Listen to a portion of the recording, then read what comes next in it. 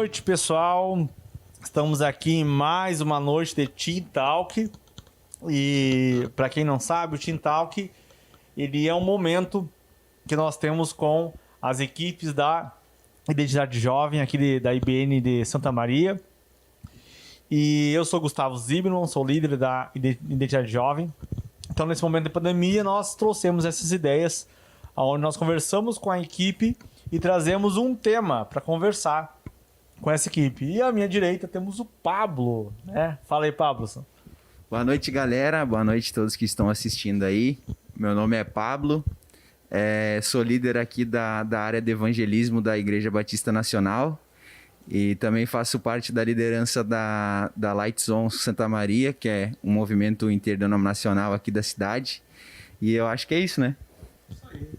E à minha esquerda, and now, Ricardinho. Boa noite a todos, né? O meu nome é Ricardo, eu tenho 24 anos, eu sou vice-líder aqui na rede de jovens, na parte do evangelismo. Também sou líder na missão Light Zone, né? Estamos aí hoje, nessa noite. Show de bola. E para falar sobre o Evangelho Vivo, trouxemos um convidado aqui, né? Sidney Souza. E aí, bem-vindo! E aí, galera, quero dizer que é um prazer muito grande, tá? A gente está podendo participar e compartilhar um pouco daquilo que a gente tem vivido no Evangelho, né? Então, eu sou o Sidney, tenho 54 anos e nós estamos à frente da área de evangelismo da Rede Metanoia aqui de Chapecó. Amém? Amém, amém. Aqui vamos trocar uma ideia, conversar com o seu Sidney aqui a respeito sobre a questão do Evangelho Vivo. Mas eu acho que a nossa primeira pergunta, o primeiro ponto de conversa aqui, é nós entendermos o que é Evangelho. O que é o Evangelho? E aí, seu Sidney, explica pra galera aí, o que é o Evangelho? No sentido real da palavra, da tradução do grego, significa levar as boas novas, né?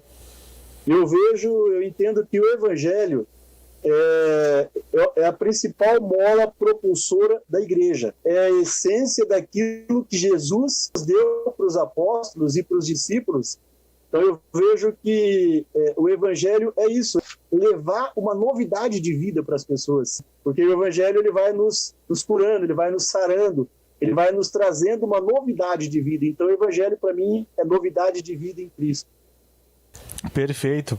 Até sobre o Evangelho, assim, uma coisa que eu acho interessante, que eu brinco até com o pessoal, né? O Evangelho significa boa nova.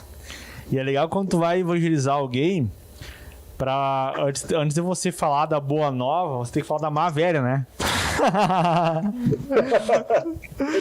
Então, qual que é a má velha? A má velha é que por nossas escolhas nós nos tornamos inimigos de Deus, né? E isso é muito velho, isso é muito antigo. E agora Jesus, ele traz o evangelho do reino de Deus, que é um Deus que ele tá vivo, que ele ainda se preocupa com a humanidade e quer restaurar esse ser mal e velho. Então, nesse embalo ainda, né, que nós estamos tendo aqui para conversar sobre essa temática, a temática é o Evangelho Vivo. Então, dentro disso, se existe um Evangelho vivo, o que seria o Evangelho morto? Nós estamos vivendo uma fase nesses dias onde se perdeu um pouco do foco. Então eu vejo assim muita religiosidade. Eu acho que o evangelho morto é a religiosidade, é o egoísmo do cristão que acha que o que ele recebeu de Deus é para ele e para a casa dele. Não. O evangelho é de transferência. E a transferência é uma atitude de fé. Porque quando nós cuidamos daqueles pelas quais Deus nos deu como responsabilidade e ordenância, Deus cuida das nossas coisas. Hein, seu Sidney, vendo o senhor falar, né, sobre o evangelho morto, a gente percebe a importância, então, da pregação do evangelho, né? Então, a gente tem um mandamento de Jesus, né, que é ir de pregar o evangelho, né? quando o senhor se depara com essa palavra ide, o que vem na sua mente e como que o senhor se relaciona com esse tema? O ide, ele pode ser do outro lado da rua. O ide pode ser na minha repartição onde eu trabalho. Então, nós temos que tirar essa ideia que muitas pessoas pensam de Jesus, o ide da pregação do evangelho é para um grupo seleto de pessoas. Não é. O ide do evangelho é para todos aqueles que foram alcançados por Cristo Jesus. Então, eu vejo que o ide ele é dia a dia. Então, ele é para todos nós, em todo o tempo. É uma sequência, é um plantio, é uma semente. Isso que é o ide para mim.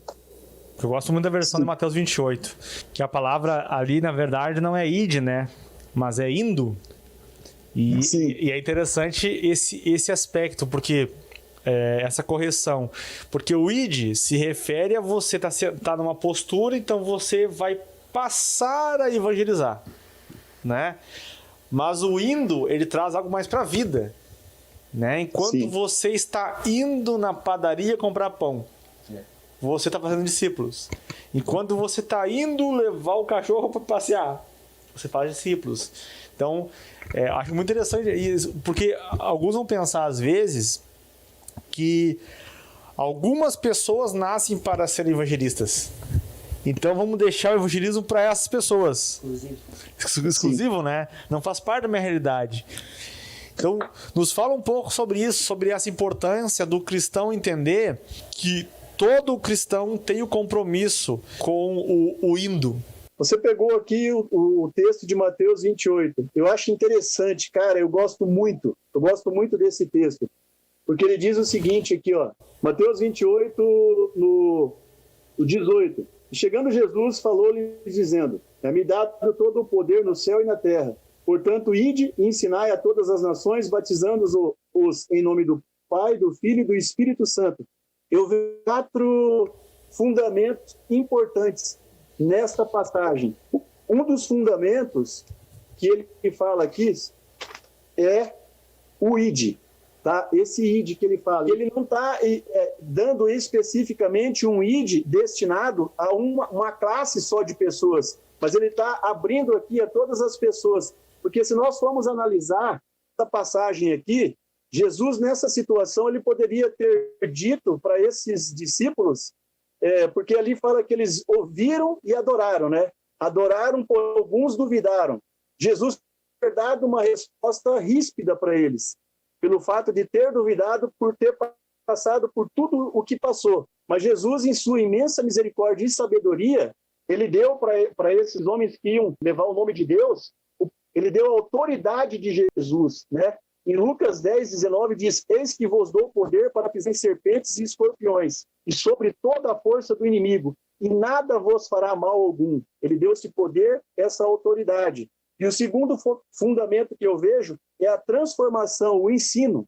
Jesus deu poder e disse para eles, vá e ensina, vá e evangelize. Então, esse seria o segundo fundamento, né? Faça discípulos, abram igrejas, pregue o evangelho. E o quarto fundamento, ele dá uma garantia. Ele está dizendo para a gente ir, e ele diz assim, eis que estou convosco todos os dias. Então, a gente só precisa de ação, de atitude, de vontade, né? É claro que né, tem que haver com o chamado, né? Nós temos que separar aquele que foi chamado para o ministério de louvor, por exemplo, de repente ele não vai para o evangelismo de rua. Cada um dentro do seu chamado. Mas Jesus aqui, ele dá destino, ele dá lições para este idem. E a principal garantia é o poder e a autoridade. Nós temos toda a autoridade. Saber que eu estou na dependência dele e na obediência. E ele tudo faz. Seu Sidney, compreendendo isso tudo, né? Compreendendo a respeito de o indo, né? Ele ser para todos, né? Eu queria saber com o senhor a respeito de Mateus 24:14, fala que o evangelho do reino ele seria pregado a todas as nações até que o Senhor Jesus ele voltasse, né? E compreendendo também que nos foi dado toda essa capacidade, né? De pregar o evangelho, de levar a palavra, né? será que nós temos crido nessa palavra? Será que nós estamos desejosos por essa volta? Será que o Maranata tem sido só poético das nossas bocas, do nosso coração? Dita realmente? Será que a gente tem essa convicção que Jesus vai voltar, que nos foi dada essa autoridade mesmo? Meus queridos, assim, ó, se a igreja crê, falta um pouco mais de ação, falta de mais atitude. Nos dias de hoje, eu vejo que nós cristãos, em grande maioria, nós estamos focados mais, eu acho que é no hoje, sabe? Eu vejo muito imediatismo religioso. Então, hoje nós temos uma facilidade muito grande, né? Eu tenho visto vídeos de conferências onde tinha 500, 600 pessoas com uma Bíblia na Amazônia, né? Então, o que eles fizeram? Eles tiraram as páginas da Bíblia e saíram distribuindo, né? Então, muitas igrejas em comunidades ribeirinhas da Amazônia, eles têm uma folha da Bíblia. E nós temos a Bíblia inteira, né, no nosso próprio idioma, né? Então, eu vejo que a igreja poderia se preocupar um pouquinho mais, enviar mais, né? Muitas vezes nós estamos preocupados muito também com os nossos templos, né? Com o nosso bem-estar, onde nós estamos, e graças a Deus que nos dias de hoje, né, Deus deu condições aí, vivemos uma fase boa. Eu não digo que vivemos uma fase ruim, eu digo que nós evangélicos cristãos, estamos vivendo uma grande e boa fase. Então eu vejo que é necessário, sabe, é preciso focar um pouquinho mais nessa área. E eu vejo assim, que a igreja relevante, ela tem que ser atuante em todas as áreas. Perfeito, seu Sidney. Mas agora, claro, tem bastante coisa que a gente pode explorar na questão do evangelismo, né? A gente sabe que essa questão de missionários indígenas nunca foi uma questão muito fácil, né? Se você pensa, você tem um povo que às vezes está isolado, esse povo não conhece outra forma de vida, não conhece outra cultura. Para mim me remete a outras coisas do tipo também, como por exemplo a questão até mesmo de doenças que esse povo não tem e não conhece, né? E isso para eles é bastante, pro corpo deles é bastante diferente. Então daqui a pouquinho eu chegando numa tribo isolada lá, eu tenho uma imunidade a algumas doenças que eles não têm, né? É complicada a questão de missionários com a questão de indígenas, né? Como lidar com essa situação de eu ter essa chamada, como é o caso do senhor aí, que desde 2013 trabalha com povos indígenas? Como é esse desafio de eu ter o impulso de ir até um povo isolado, levar o evangelho e ter que me deparar com essa questão de doença, com essa questão da cultura, né? Será que tem alguma forma de abordagem? Tem algum processo que eu tenho que cumprir? Nós vivemos numa comunidade bastante moderna já, né? Os povos indígenas que nós temos aqui já são comunidades que estão mais culturadas, né? Já estão mais assim, como a nossa cultura, eles têm já a nossa cultura, né? Eles não estão tão selvícolas, vamos dizer assim, né? Nós sabemos que há dificuldade, mas quando há esse chamado que Deus está no negócio, vai acontecer. Nós vamos encontrar algumas barreiras que são barreiras culturais, de algumas coisas que nós pensamos que podemos implantar dentro de uma cultura cristã mesma, mas que para eles é uma barreira. Como por exemplo, jogar futebol, vestir uma bermuda, um short. Então, para nós é normal, de repente, né, algumas igrejas, você pode ir na igreja lá, num culto de sábado lá, uma bermuda e um chinelão. Para eles é um desrespeito. Então, isso foi uma das barreiras de choque que nós encontramos no início, quando a gente foi parar numa casa. Foi, assim, loucura, né? A forma como a gente foi parar em comunidade indígena. Nunca planejei isso, mano. Nunca planejei, nunca sonhei, nunca passou pela minha cabeça, mas as coisas fluíram, assim, tudo numa casa, sabe? Hein, seu Sidney? Cita aí pra nós alguns comportamentos e algumas formas que o senhor mesmo e o seu grupo aí utiliza para entrar em contato com eles, assim. Assim, ó, como eu disse, foi numa casa, numa viagem que eu trabalhava na região de Passo Fundo ali, né, com pesquisas em supermercados e farmácias. Então, durante 5 anos a gente descia e um belo dia, no acaso, eu conheci uma comunidade. A gente parou o carro, quando cruzou dentro de uma comunidade achando que tinha uma pessoa morta no meio de um monte de gente lá, né? E Deus falou para mim parar, eu parei e fui, falei para minha esposa, é para ir lá. Mas eu achei que era para orar pelos familiares, né? Aí eu vi um acesso assim, entrei dentro do potreiro lá, do campo onde eles estavam, né? E era uma briga. E aí eu falei, meu Deus, o que eu tô fazendo aqui, né? O Espírito Santo falou para mim assim, que era para mim orar por ele, né? E quando eu comecei a orar, eu recebi a instrução de dizer para ele voltar, porque ele estava na desobediência. Ele começou a falar Jerusalém, Jerusalém, Jerusalém, né? Eu falei, pá, apanhei aqui, uma briga, né? Num determinado momento, eu continuei exortando e minha esposa chamou a minha atenção e disse assim, Sidney, ele tá falando Jerusalém. Quando eu olhei para ele, eu vi uma mulher orando, né? Aí eu falei, ó, mãe. Então começou, né? Eu pergunto, tua mãe vai na igreja? Ele disse, sério, meu pai vai na igreja? Ele disse, pastor, eu entendi, né? Por que a gente parou ali? E a partir desse momento, o que eu senti? É que nós temos igrejas, a gente tem as nossas congregações com uma boa estrutura, né? Mas que Deus também habita naquele lugar. E o que eu entendi naquela primeira viagem missionária que nós fizemos foi a reforma da igreja. Porque quando eu pisei na porta da igreja, depois que a mãe dele veio, minha esposa pediu, cadê tua família? Eu fui levar ele em casa, né? Para entregar para o pastor, para o pai. A mãe dele disse, tá ali, né?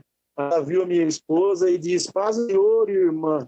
Ali eu já tinha uma conexão. E deixa eu fazer uma pergunta também sobre a dificuldade da questão da língua. Porque, por exemplo, eu não lembro bem não lembro bem qual que era o povo que eu tinha visto uma vez, mas eles só sabiam contar até 3.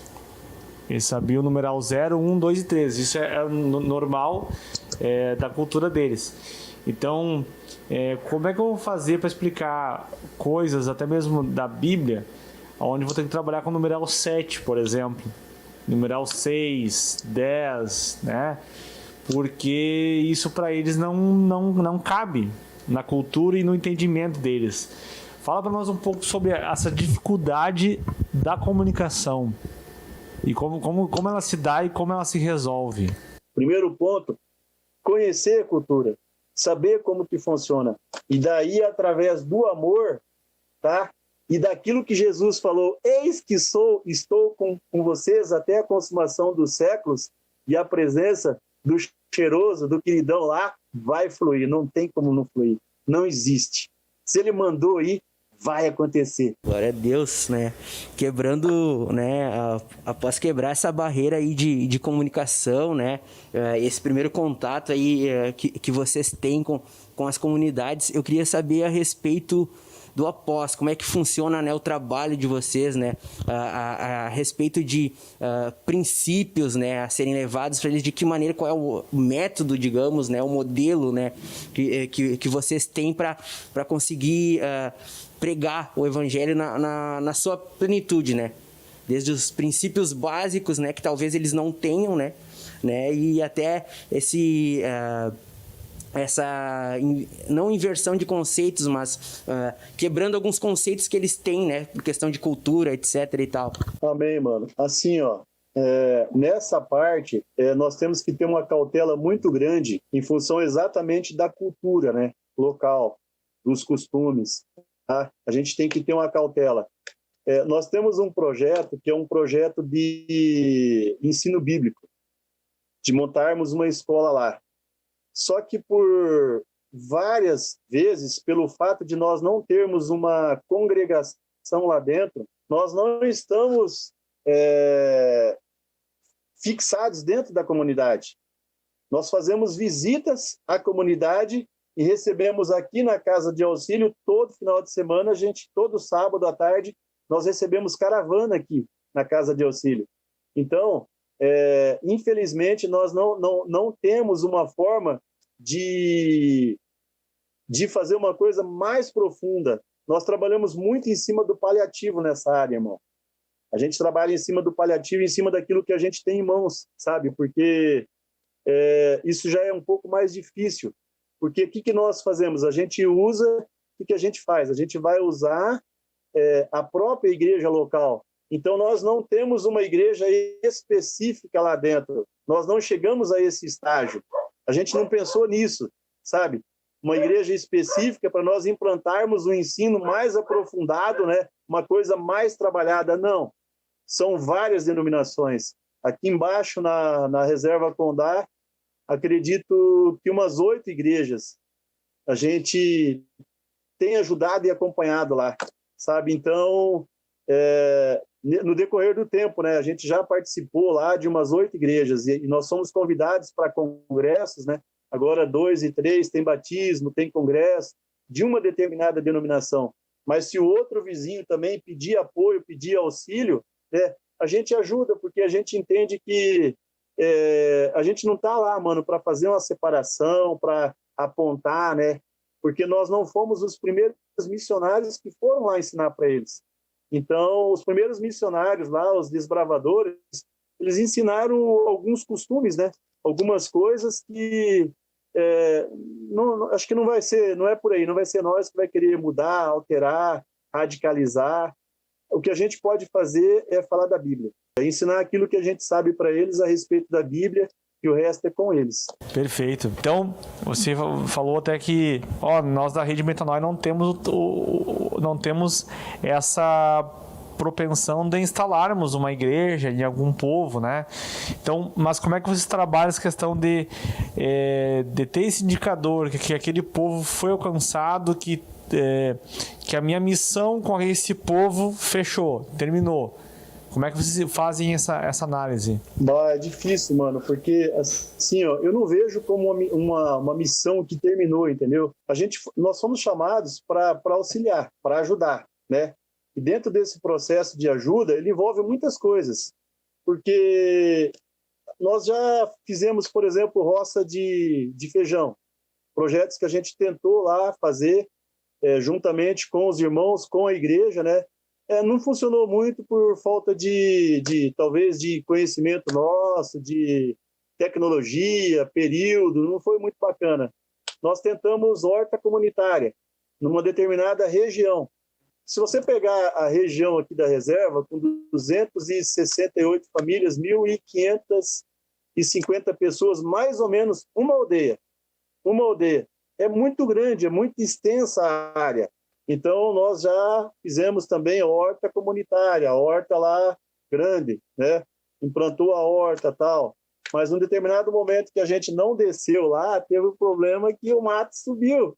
Não cuidaram da horta, não zelaram da horta. Comeram a salada, deu uma salada bonita, né? E, em outro momento, foi a situação de, por exemplo, uma casa que pegou fogo. Então, a gente, não só a questão do evangelismo de estudo, mas, como eu disse, a questão do auxílio para a casa que pegou fogo. Nos pediram madeira usada, sobra de construções, né? E a gente tem um irmão que tem uma chácara lá perto do CT da Chapecoense, que é a estrada, né? Que dá acesso, é o único acesso que dá para a Reserva Condá. E a gente passou lá, nós pedimos, né? O irmão pediu para que, se o irmão não doava um pouco de... Ele tem construtora, né? Se ele não doava um pouco daquelas madeiras que estavam jogadas no fundo da chácara dele, é muita madeira que tem lá. E aí o irmão pegou e falou, não, tranquilo, eu vou arrumar a madeira. E aí depois ele olhou e falou assim, não, Deus falou para mim que é para me dar a casa nova. E eu vou dar a madeira nova. Eu tenho ali, tá ali, vai estragar, eu tenho 15 mil reais de madeira que está parado ali. Então esse irmão também vem num processo de recuperação, de retorno para Jesus, né? Deus tocou no coração dele. Então são essas as ações. Como numa determinada época que a gente chegou numa igreja, há 4 anos e meio, mais ou menos, a igreja estava caindo o telhado, a igreja ia se desmoronar. E a gente começou a sonhar. Nós conseguimos o motosserra, conseguimos o conserto do motosserra, o combustível. E aí os irmãos entraram dentro da mata, cortaram madeira e aí foram pegando bambu, tudo. Hoje a igreja está bonita. Todo ano eu sou convidado para ir nos congressos da igreja. A igreja está cheia, né? Está bonita. É uma igreja de bambu, de piso de brita. E então, assim, tem N opções. Não tem um fim. alimento, agora com a pandemia, né? Algumas famílias lá a gente está mantendo todo mês. Então não tem o fim, mano. Esse evangelismo que a gente pratica aqui não é um evangelismo tanto de letra, né? Mas um evangelismo de prática mesmo, né? De íntima compaixão. É isso que me move. Então não tem fim. A necessidade sempre terá algo para a gente fazer. A gente vive em cima de novidades e desafios. E nós sabemos que por ele ser, né, ter uma cultura diferente, já é difícil, né, a maneira de se abordar e a maneira de chegar, né? E nesse tempo nós estamos vivendo numa crise mundial, né? Como nos posicionar em meio à pandemia nesses lugares? Se nós olharmos para essa pandemia, essa situação que nós estamos atravessando, não só nas comunidades indígenas, como em todo lugar, eu vejo como um momento propício para o Evangelho, tá? Então, eu diria que se nós formos analisar em Atos 16, na passagem Atos 16, do 25 ao 31, que fala, perto da meia-noite, Paulo e Silas, eles oravam e cantavam hinos a Deus e outros presos os escutavam. Nessa passagem de Paulo e Silas, eu diria que eles estavam passando ali, talvez, pelo pico da pandemia, né? Então eu vejo que o posicionamento do evangelista, o posicionamento do homem de Deus, mesmo passando pelo pico da pandemia, as populações, elas estão com medo, com certo receio, né, desse vírus, porque é uma novidade para nós, né? Mas a nossa posição, a nossa postura como homens de Deus, ela deve ser a mesma postura de Atos 16, do 25 ao 31, de Paulo e Silas, porque eles foram injustamente presos.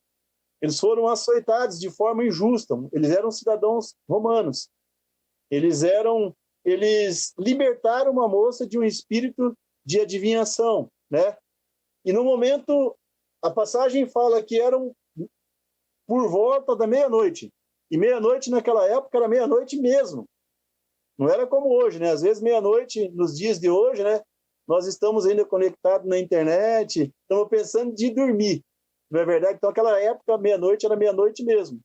Depois deles terem apanhado, depois deles terem sido açoitados, eles não olharam para o pico da pandemia, vamos dizer assim. Eles não fizeram prognósticos para o que seria o dia de amanhã. Como que vai ser amanhã? Eles não ficaram se lamentando, eles não ficaram murmurando, né? Eles olharam para o Deus da provisão, eles olharam para aquele que poderia trazer a libertação para eles, trazer um refrigério, trazer o equilíbrio para eles. Então, eles não olharam. E eu acredito que nós, cristãos, nós devemos olhar para a pandemia, sim, para o coronavírus, sim, ter cautela, ter a precaução, a gente deve se proteger. Mas eu acredito que a resposta para esta pandemia, ela vem da igreja. Ela vem do posicionamento da igreja. Nós temos um papel fundamental, não só nas comunidades indígenas, né? Não só lá, mas na cidade, nos nossos templos também, de trazer o evangelho. Porque Paulo fala em Filipenses, não andeis ansiosos por coisa alguma, mas antes as suas petições sejam colocadas diante de Deus, né? Diante de Jesus.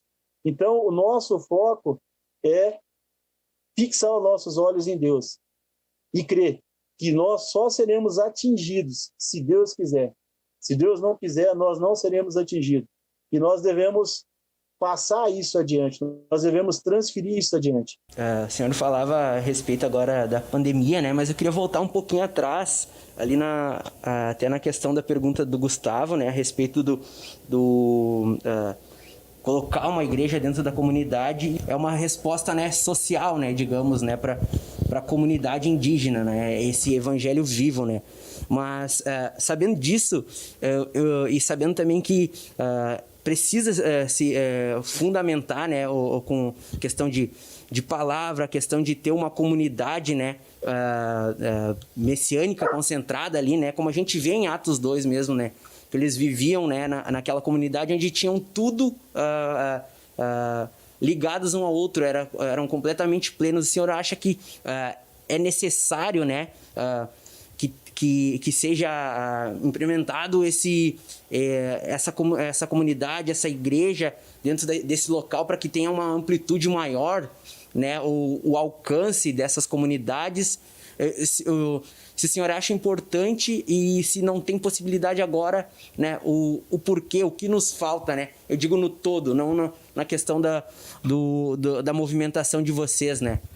Não falta igreja, tá? A igreja tem. Eles têm até, eu acho que até em excesso. O que falta, talvez, e que a gente precisa, e é uma preocupação que eu tenho, é levar o melhor conhecimento para eles, tá? Não só o apoio físico, né? O apoio moral, a aceitação, sabe? Nós criamos um campo imaginário, cara, aqui na cidade, mano. E algumas, sabe, heresias a respeito das comunidades, cara, que é uma aberração, mano. Sabe, eu vejo assim que nós, os brancos, eu vejo, às vezes eu vou conversar com algumas pessoas e eu vejo a pessoa dizer assim, tá, mas vocês vão lá e ajudam, mas eles não são, assim, vadios, né? Eles não trabalham porque eles não querem, eles recebem muito dinheiro, né? E eles recebem dinheiro, eles recebem doações do governo, eles têm assistência para tudo, tal, né? Cara, eu aprendi uma coisa, sabe? Eu pergunto para essa pessoa assim, você pode me passar os dados das fontes que você tem, né? Porque você está falando aí que recebe alimentação. Eu conheço irmãos lá, homens de Deus, com 10 filhos, que a última vez que eu perguntei foi acho que ano passado, ele recebia de Bolsa Família R$170. Tá certo que entre 10 filhos, alguns já eram maduros, casados, né? Mas ele tinha lá umas 4 crianças ainda, uns 4 menores, 4 ou 5 em casa, né? E R$170, nós sabemos que R$170 não é sabe? Existe sim, existe em algum determinado momento, doação de cesta básica, por ONGs, né? O governo agora na pandemia vai uma quantidade de cesta, mas, cara, essas ações governamentais, elas são paliativas. A maioria dos membros da comunidade, eles vivem do artesanato, eles precisam se movimentar para ganhar dinheiro, tá entendendo? Então, eu vejo muita heresia por parte da população branca, aproveitando essa oportunidade, mudar esse conceito, sabe? A aposentadoria deles é a mesma aposentadoria do branco, 65 e 60 anos, se não me falha a memória. Aí, de repente, também as pessoas falam e comentam assim, mas por que eles não plantam? Eles têm tanta terra, aonde que você viu, em que lugar que é possível você fazer uma agricultura sem dinheiro, né? Sem mecanismo. Eu sei porque a minha filha mora no interior, o meu genro é agricultor, eles criam peru, tem roça lá, plantio, né? A gente sabe que é tudo mecanizado, o trator é caro, a máquina agrícola é cara, a plantadeira é cara. Então as pessoas elas fantasiam e falam uma afirmação como se fosse uma verdade, e não é verdade. Mas eu quero deixar uma ressalva também, tá? Nós não só trabalhamos com comunidades indígenas, tá? A gente trabalha também em rua, né? Trabalha ali na rodoviária, em campo aberto, com dependentes químicos, moradores de rua, encaminha para internamento. Então, não é só a comunidade indígena. Então, você falando também sobre essa questão, assim, como às vezes o governo tem algumas soluções realmente que são paliativas, né? Porque tu dá um Bolsa Família para esse cara, não vai resolver o problema dele.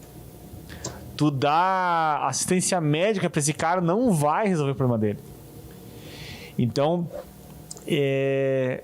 com isso, eu trago também esse pensamento que é o seguinte, que na verdade, o que resolveria para mim esse cara? Jesus.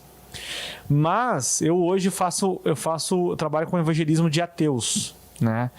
Então, o evangelismo de ateus é uma coisa que, cara, você não faz num dia. Cara, que sai um mês. É um momento que você tem que conversar muito com a pessoa, né? Achei muito interessante, até eu conversei com o Ricardinho aqui, cochichei com ele, porque, por exemplo, se eu vou, como você falou, se eu vou evangelizar uma tribo, eu preciso antes fazer um estudo sobre essa tribo. Então eu, por exemplo, hoje estudo ateísmo, estudo algumas religiões também, porque na hora que eu vou falar de Jesus para esse cara, eu tenho que entender o que faz sentido para esse cara. Porque senão eu chego ali e começo a falar ou dar respostas que não são dúvidas dele. Mas eu preciso entender como a mente dele funciona. E entender onde está a dor dele, para que eu comece a evangelizar. Mas fala para nós assim, ó, sobre essa questão da função da igreja naquilo que o governo não consegue fazer. Nós temos que entender, para mim responder, eu vou usar como base a nossa experiência com o evangelismo no estacionamento da rodoviária de Chapecó. Em 3 anos de evangelismo ali, toda sexta-feira, 9h, a gente tem a nossa estratégia de distribuição de alimento e alguns agasalhos, tal. Quando não tinha casa de auxílio aqui, nós levávamos no carro, ou vinha aqui buscar, voltava lá e aquecia, pregava o evangelho. Mas com qual finalidade? Para um morador de rua, nós vamos pregar o evangelho para ele, nós vamos emprestar os nossos ouvidos, o cara chegar e falar e dizer assim, não, tu tá endemoniado, tal. Não, isso não é estratégia de evangelismo. No meu amplo de vista, tá? Não é estratégia de evangelismo. Uma das estratégias que eu uso é falar de mim, falar do que Deus fez na minha vida, da onde tirou, tá? Como foi o processo, né? Para ganhar a atenção dessa pessoa. Às vezes essa pessoa o primeiro ponto é ganhar a atenção dela. O segundo ponto, depois que nós ganharmos a atenção da pessoa, talvez nós precisamos dar atenção para ela, para que ela se sinta valorizada. A partir do momento que ela se sente valorizada, ela vai te dar entradas para você poder ajudar ela. E aí a gente vai fazer uma pesquisa, uma sondagem, verificar o motivo que está na rua, né? Às vezes, o cara não quer ser ajudado, às vezes o cara não acredita que ele possa ser ajudado e possa ter uma vida transformada. Então, tem todo um trabalho de pesquisa nessa área. Quando nós detectamos, aqui há uma possibilidade, aqui há a possibilidade de frutificar. A gente chama, traz para cá, para a casa de auxílio, pergunta se quer o internamento, no caso de um morador de rua, de um dependente químico. Estou citando esses exemplos daquilo que a gente vive, né? A gente vive no dia a dia isso. E a pessoa quer, ela tem interesse, na segunda-feira a gente vai correr atrás. Traz aqui, prepara o looking, pega às vezes a roupa que está podre, estragada, taca no fogo ali, queima. A gente tem aqui escova de dente, creme dental, escova de lavar roupa, sabão em pó, coisas que ele vai precisar para a unidade terapêutica. Então, nós encaminhamos essa pessoa. Mas tudo tem que fazer uma pesquisa e saber exatamente o que ela quer, né? Nós, como igreja, o irmão falou de governo. O governo tem a função dele. O governo tem a função, o governo tem a responsabilidade. Mas e a igreja? Será que nós não temos responsabilidade? Né? Será que não é culpa do governo? Às vezes o que a pessoa está jogada num canto, ela está perdida, às vezes é por falta de atenção. Às vezes nós vamos chegar nessa pessoa e mostrar para ela, olhando nos olhos dela, de que ela é gente. Né? Às vezes nós não sabemos qual é o momento de cada pessoa. Como nós não sabemos qual é o momento de cada pessoa, nós devemos crer. Eu acredito que um camarada que a gente pega ali, morando na rodoviária, ali, nos bastidores, da rodoviária, ao derredor, juntando latinha, na drogadição, eu não consigo ver ele como alguém que Deus criou e ele fez um planejamento desde pequenininho para ser aquilo. Eu consigo ver como missionário. eu consigo ver como pregador do evangelho.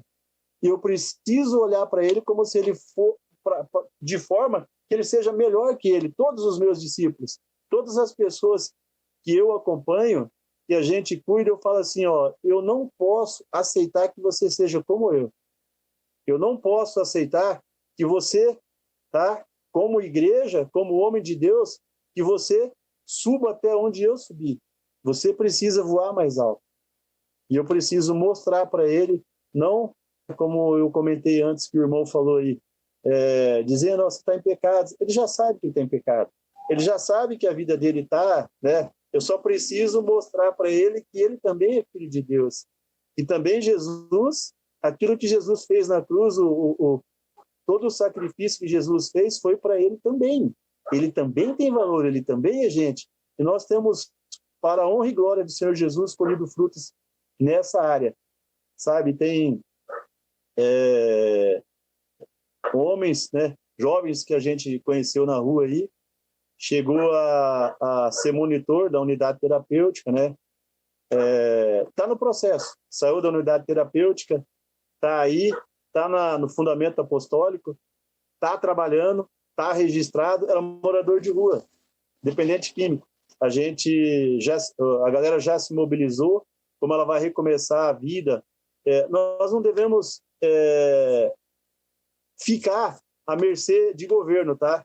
Se a gente pensar assim, nós vamos ser igual a todo mundo, não é verdade?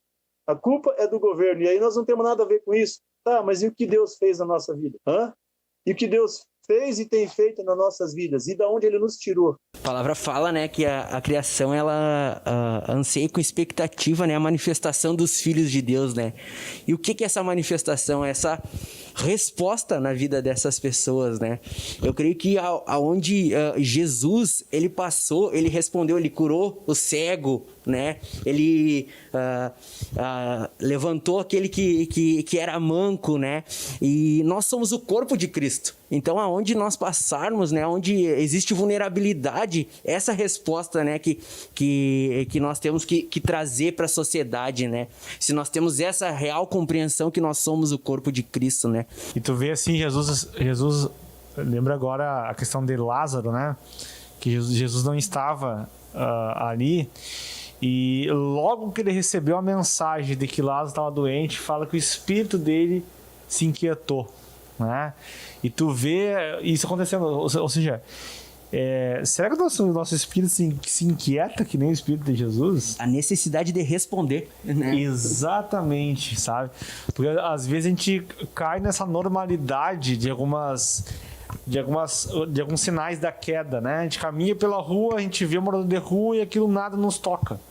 Não gera nada em nós. De alguma forma, eu acho que até isso é uma experiência apocalíptica, né? Porque fala que nos últimos dias o amor se esfriaria. E o amor da sociedade. E a sociedade está na igreja. Nós somos a sociedade e nós estamos frios.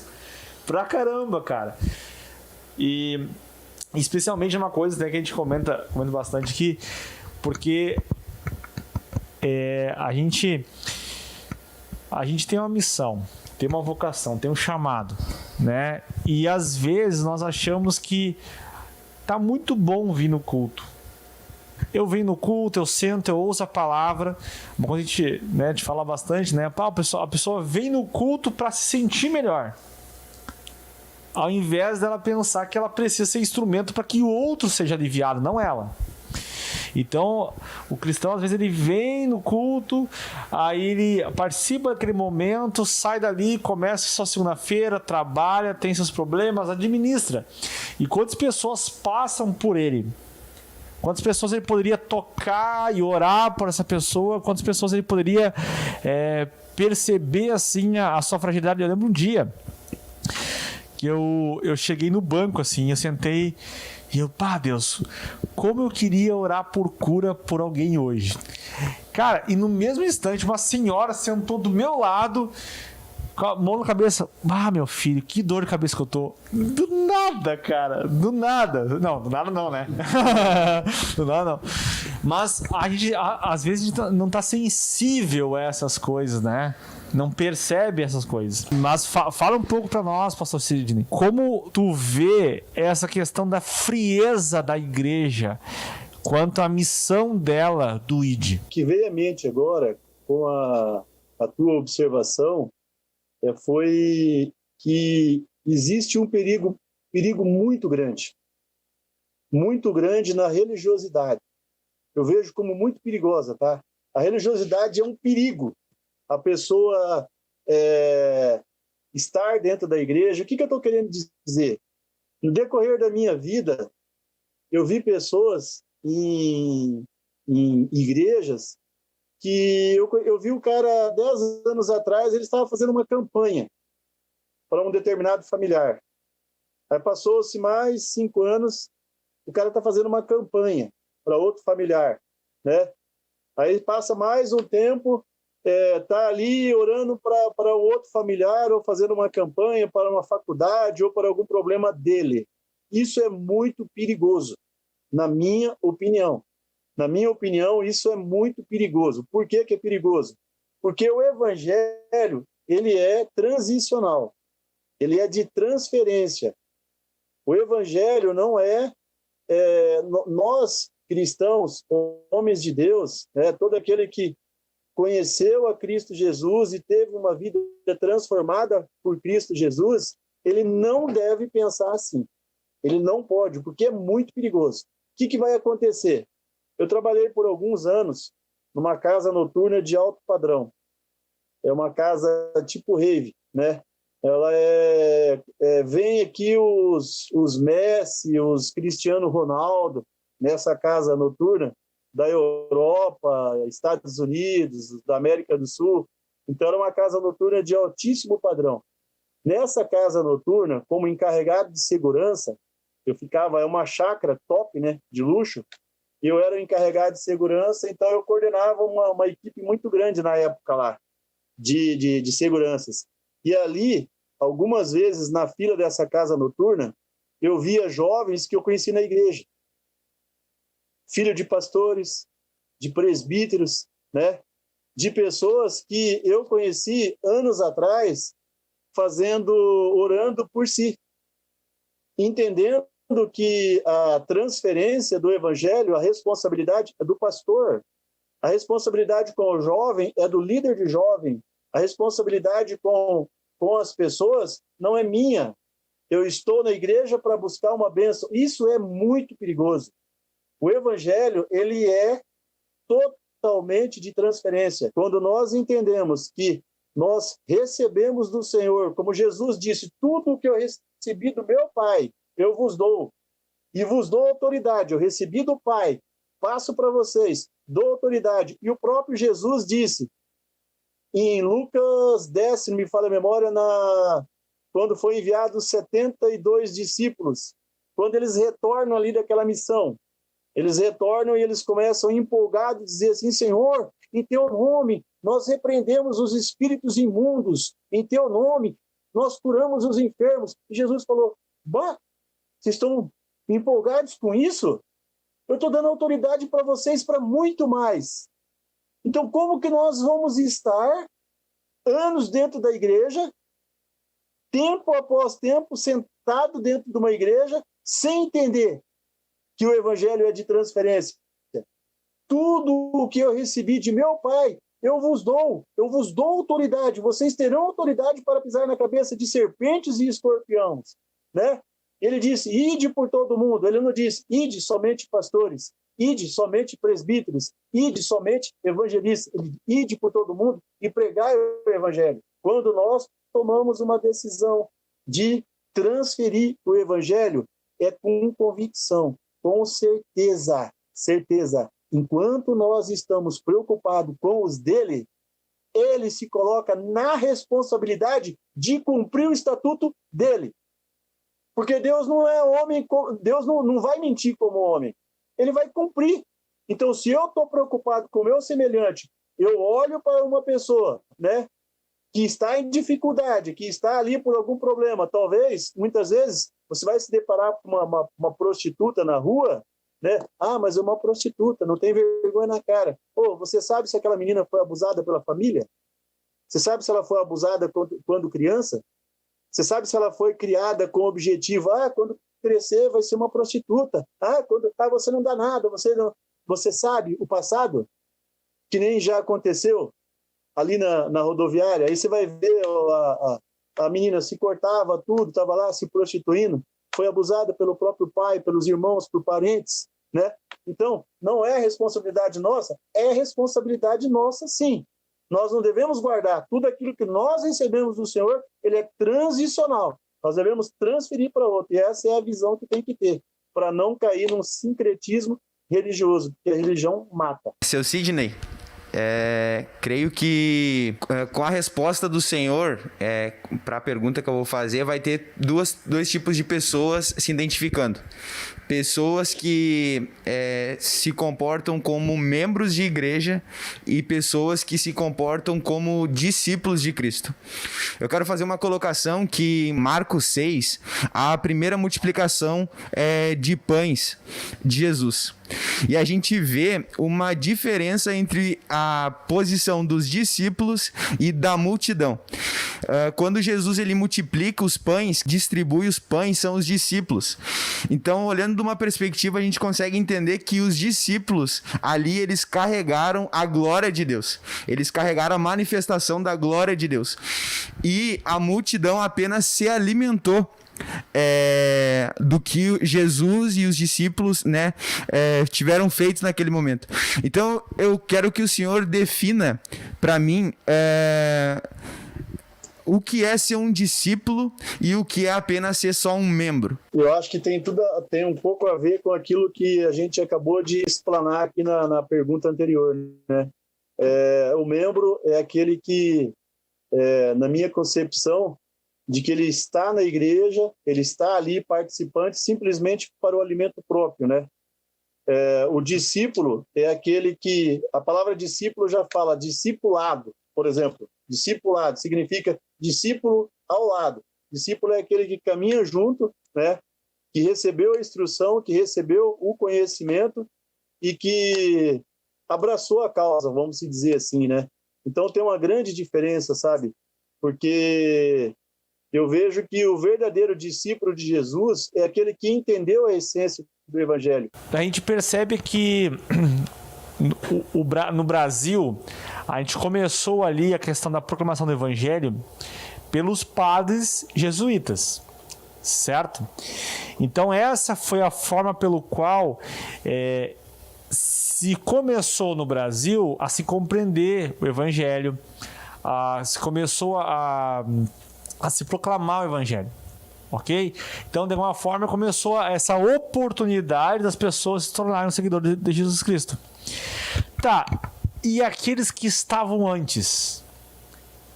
Como essas pessoas poderiam, ou até mesmo esses povos que estão isolados, que não chegou nenhum mensageiro lá, como essas pessoas podem alcançar a salvação se não há ninguém que proclame o Evangelho para eles?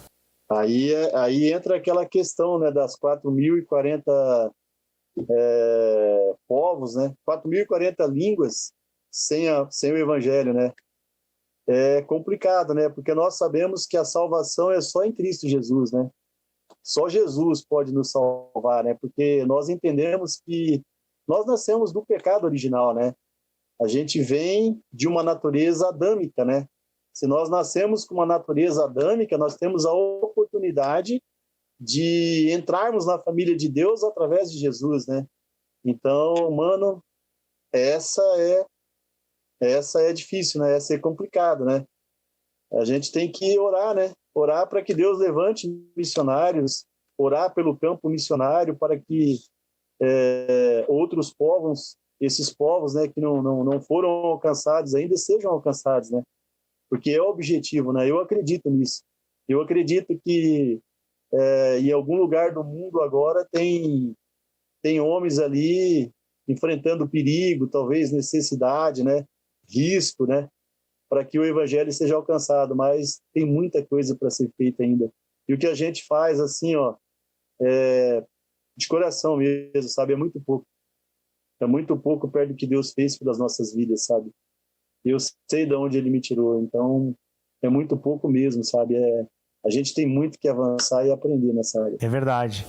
Mas só para nós registrarmos uma resposta para isso, porque realmente essa pergunta vários jovens já me fizeram e eu também já tive essa dúvida. E eu encontrei uma possível resposta em Romanos 2, né? Do versículo 11 ao 16. Olha só o que Paulo fala. Paulo fala bem assim, ó. Pois em Deus não há parcialidade. Então, para mim, claramente, Paulo está dando justamente essa resposta para nós. Versículo 12. Todo aquele que pecar sem a lei também perecerá. E todo aquele que pecar sobre a lei, pela lei será julgado. Então aqui, o Novo Testamento não estava escrito ainda. Nós tínhamos só o Antigo Testamento. E para o judeu, a lei era todo o Antigo Testamento e outros, né, como a Misná, né, o Talmud. Então, Paulo aqui nesse primeiro versículo aqui está falando o seguinte, que há pessoas que têm contato com a lei. Então, essas pessoas têm a lei. Então, elas serão julgadas por esse contato. Há pessoas que não têm lei e elas serão julgadas sem essa lei. Aí ele vai explicar um pouco mais isso. Olha só, versículo 13. Porque não são os que ouvem a lei que são justos aos olhos de Deus. Então, está colocando, ó. Mas os que obedecem à lei, esses serão declarados justos. Ou seja, existe uma lei e conhecer ela, porque naquela época os fariseus, eles acreditavam que apenas o recitar a lei já tornava eles salvos. Aqui justos é salvo, né? Mas Paulo está dizendo que aqueles que obedecem, que a praticam, esses são salvos. Aí tem um parênteses aqui no 14, né? De fato, quando os gentios... Aí vai dar uma explicação lá para o 12. Olha só. De fato, quando os gentios que não têm a lei... Aí vamos entender esses povos que nunca alguém chegou até eles falando de Jesus. Certo? De fato, quando os gentios que não têm lei, e detalhe que também aqui outro ponto importante, que Paulo não está falando de Jesus. Porque a lei de Deus vale muito antes de Jesus. Mas Jesus, ele é a imagem do Deus invisível, ele é uma forma, uma revelação especial de Deus. Certo? Então, de fato, quanto aos gentios, quanto a esses povos que estão isolados, que não têm a lei, praticam naturalmente o que ela ordena. Olha só, então tem algo que ordena eles em relação à lei.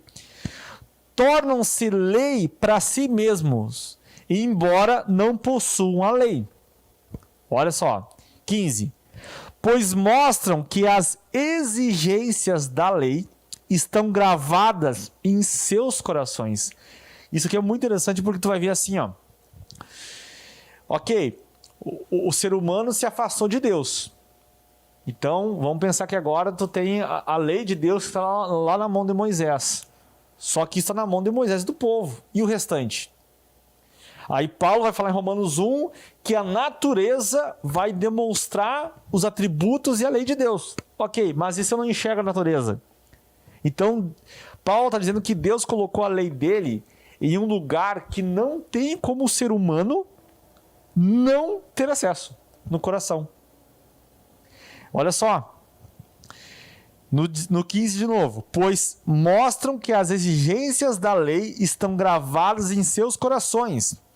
Disso dão testemunho também a consciência e os pensamentos deles, ora acusando-os, ora defendendo-os. Então, uma coisa muito interessante que tu vê em alguns povos, viu? Deus perfeito, né, cara?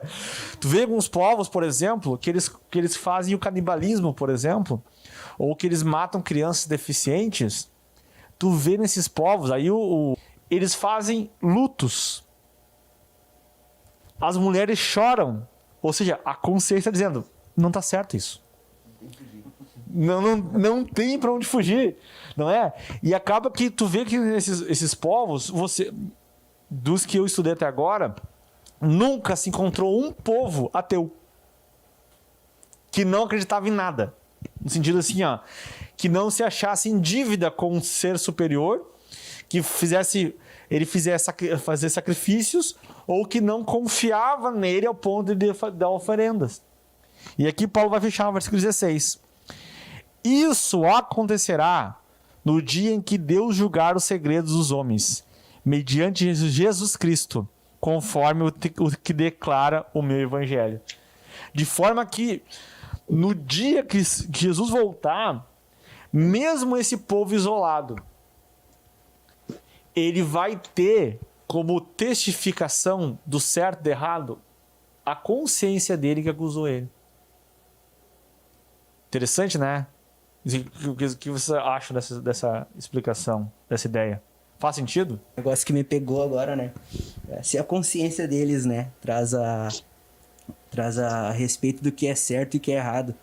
O que falta para eles é a revelação de Jesus Cristo. Exatamente. Isso nós chamamos de revelação geral de Deus. Como Deus se revela na natureza, no coração e na mente. Mas agora Jesus é uma revelação especial. Ele tá contando com alguns para isso, né? E quem são esses alguns? Todos nós. As árvores somos nós. E aí, Sidney, o que tu acha desse texto aqui? Cara, é complexo, né? É complexo, porque diz assim, ó, no dia 16, no dia em que Deus há de julgar os segredos dos homens por Jesus Cristo, segundo o meu evangelho. Eu acho complexo. É uma situação aqui difícil de definição.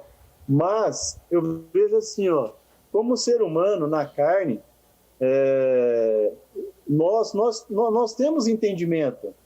Nós somos vamos dizer, das criações de Deus que foi criada com o melhor entendimento, com uma melhor capacidade de raciocínio, né? Vamos dizer assim, né? Nós, independentemente de, como diz ali, estar na lei ou fora da lei, né? Com conhecimento ou sem conhecimento, nós temos a capacidade de discernir certo e errado de algumas coisas. Mas será que o Espírito Santo não está dentro dessas pessoas? Agora eu transfiro a pergunta. Será que essas pessoas sem entendimento, sem lei, já não tem o Espírito dentro que acusa, que vai movimentar algo dentro delas, vai fazer com que elas, né, será que está certo, será que está errado? Eu acredito que sim, como o Mano falou, né, eles fazem o rito ali, cumprem o rito de sacrificar a criança, mas elas choram, né? Elas entendem que é algo errado, né? Que não está legal aquilo ali. Então eu acredito que isso seja, com conhecimento ou não, a manifestação do Espírito dentro da pessoa. Eu entendo assim. Até porque é o Espírito Santo que convence o homem da justiça, do juízo, do pecado. Exatamente. Então ele vai usar os recursos que estão disponíveis. Pode ser um cavalo correndo. Não é? O Espírito Santo, ele alcança aquela tribo lá. Agora, vamos pensar assim, ó. O Espírito Santo ele vai convencer aquela pessoa. Agora a questão é, se eu vou ser um instrumento disponível para isso. Ele vai fazer. Entendeu? Agora se ele vai fazer através de uma pedra ou de mim. Não é verdade? Legal isso, né? Na verdade, percebo nisso muito a bondade de Deus conosco para nos fazer co-participante da obra, né? Porque se nós não clamarmos, as pedras clamarão, né? Então, tipo, ele vai fazer, né? Aí basta nós querermos responder ao que ele nos ordenou ou, né, não querermos. Profundo isso, né? Excelente história. Tá empolgado, tipo, se empolga aqui. Mas assim, o salmista fala que a base do trono dele é a justiça e juízo, né? Então Deus é justo. Então, certamente ele vai ser justo no formato como ele vai alcançar essas pessoas, né? Na forma como ele vai chegar nessas pessoas. Eu acho que também esse ponto marca bastante eu ouvi alguém uma vez falar bem assim: o reino de Deus não tem falta de nada. O reino de Deus não tem escassez. A pergunta é saber se eu sou um recurso do reino. Será que eu sou um recurso do reino? Ou eu sou um recurso de mim mesmo? Será que o meu dinheiro é um recurso do reino? Será que o meu carro é um recurso do reino? Será que meus braços são recurso do reino? As minhas pernas? E se minhas pernas são... Eu lembro de um amigo meu que ele foi para um país e... Amigo não, conhecido, né?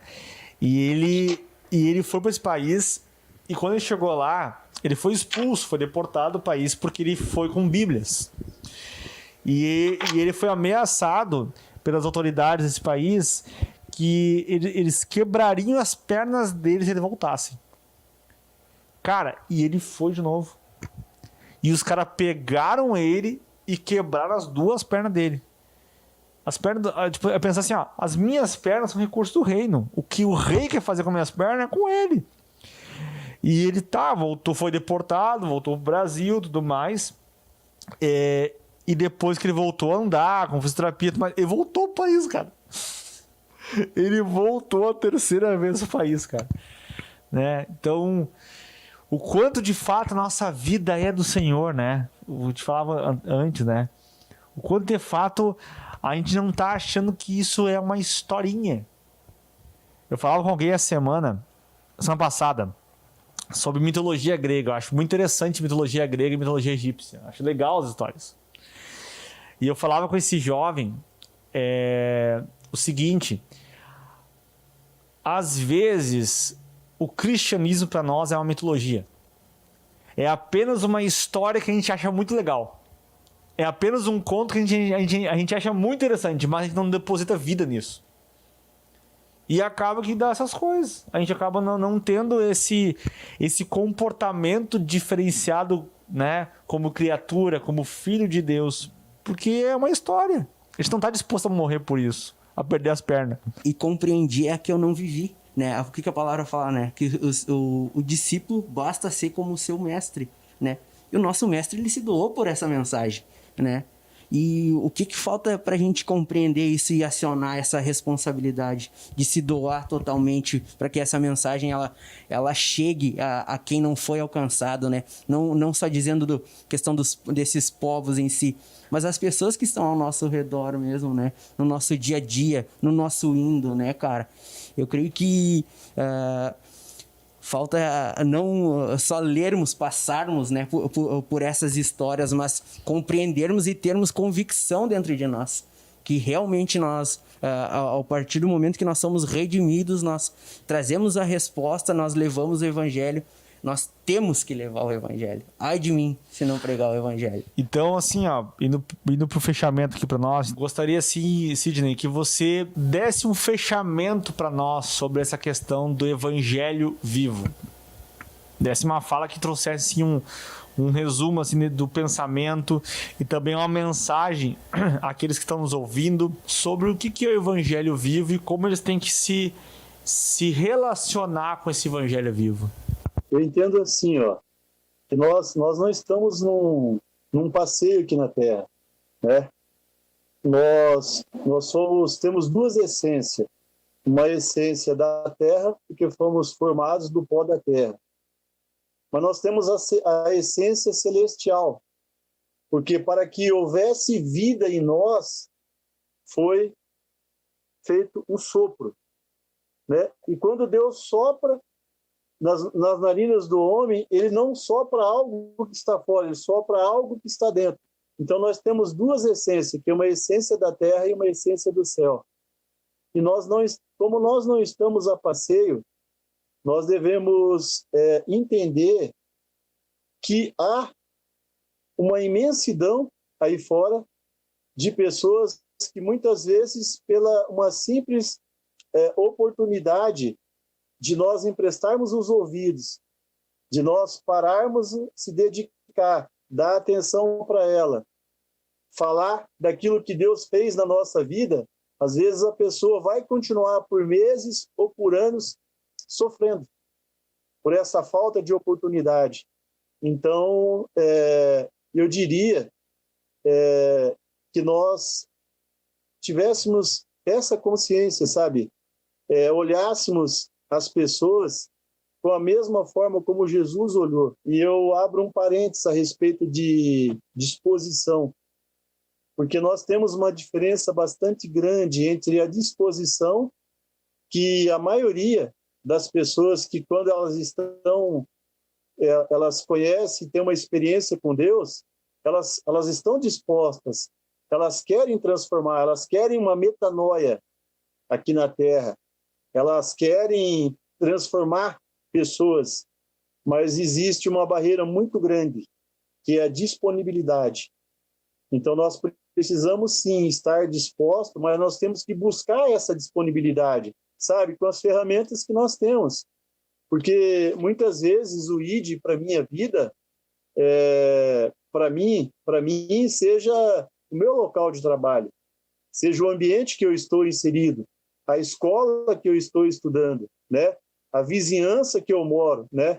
Então, não achar que não é possível sim. É possível sim. Nós temos ferramenta hoje com a tecnologia, o celular, o WhatsApp, todos os mecanismos que a gente tem em mão aí para a gente fazer com que o Evangelho de Jesus alcance pessoas, né, que como nós precisamos nos alimentar do Evangelho todos os dias das nossas vidas, independentemente do grau de conhecimento e de aprofundamento que a gente tem teológico. Nós precisamos da intimidade com o Pai, nós precisamos da consciência de que temos um Pai, fomos gerados por um Pai, e temos que ter essa relação pai e filho, sabe? E essa relação pai e filho é só através de uma relação de intimidade, é oração. Se você acompanhou esse bate-papo aqui, sabe? Peça discernimento, se de repente Deus tocou no teu coração, eu creio nisso, eu creio que Deus é poderoso, sabe? E Ele toca no coração da gente. É que muitas vezes a gente pensa que é pro vizinho, é pro irmão lá, porque Deus chamou o irmão, né? Não, Deus pode ter chamado o irmão de forma diferente, sabe? Mas é para você, né? E porque muitas vezes o evangelho que uma pessoa, no decorrer da vida dela, possa olhar é a transformação da tua. Você também, com a vida transformada, você é uma carta viva, né? Quando você se coloca em oração, você muda o teu comportamento, muda a tua atitude com relação às circunstâncias que ocorrem externa, é porque houve uma mudança interna dentro de você. Então nós precisamos mudar internamente, sabe, através da intimidade com Deus. E quanto mais a gente busca essa intimidade com Deus, vai sair de dentro para fora algo que é uma novidade, né? E essa novidade vai alcançar pessoas. Então existe N alternativas de evangelizar. Não precisa ir para a África, não precisa ir lá para o outro lado do mundo. Pode ser aqui do lado da tua casa, dentro da tua casa, né? Eu vou dar um exemplo. Então, nós somos a pedra viva, sabe? Jesus é a pedra de esquina, mas nós estamos aqui na função de Jesus. Então, nós somos a boa semente, cuja finalidade é transformar a paisagem do campo, que é o mundo. Dentro disso que você falou aqui, me lembro do versículo, né? Que eu acho que é um bom registro para nós também aqui. Como a gente faz esse estudo do ateísmo, uma coisa que eu conceituo seria o ateísmo funcional. De vezes que nós somos ateus. E esse texto aqui de Atos 17, versículo 26, ele fala bem assim, ó. De um só fez ele todos os povos, para que povoassem toda a terra, tendo determinado os tempos anteriormente estabelecidos e os lugares exatos em que deveriam habitar. Deus fez isso para que os homens o buscassem e talvez, tateando, pudessem encontrá-lo, embora não esteja longe de cada um de nós. O que eu extraio desse texto é algumas informações. Primeira, Deus ele definiu o local que você deveria habitar hoje. o local que você deveria morar. E isso vai falar sobre geografia e sobre tempo. 2020, dia 25 de setembro. Deus determinou que você deveria viver no meio de uma pandemia. E ele fez isso para que você, tateando, encontrasse Deus com as ferramentas desse tempo. Então, para aquele que não conhece Jesus, cara, esse tempo que você vive serve para você conhecer Jesus. E para aquele que conhece, perceber o seguinte, que se eu tenho um vizinho, Deus determinou que esse vizinho fosse meu vizinho. Deus determinou que esse cara fosse o meu professor, que esse cara fosse o meu colega. Por que ele fez isso? Para que essa pessoa tateando encontrasse Jesus. Você é um elemento do tempo e da geografia dela. Então, se você não fizer esse papel, o Espírito Santo vai usar pedra. Entende? Mas no momento que você não tem uma postura intencional em direção a esse seu vizinho, a esse seu colega, você acredita em coincidência.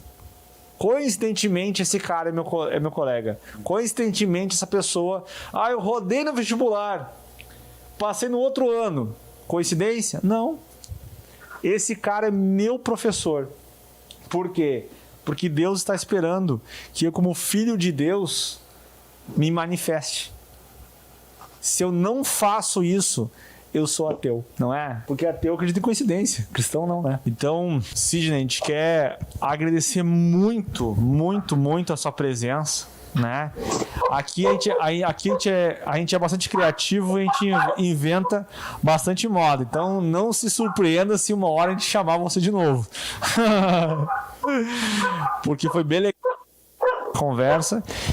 E assim, quero honrar Deus pela sua vida, que o Senhor é muito feliz por termos pessoas como você.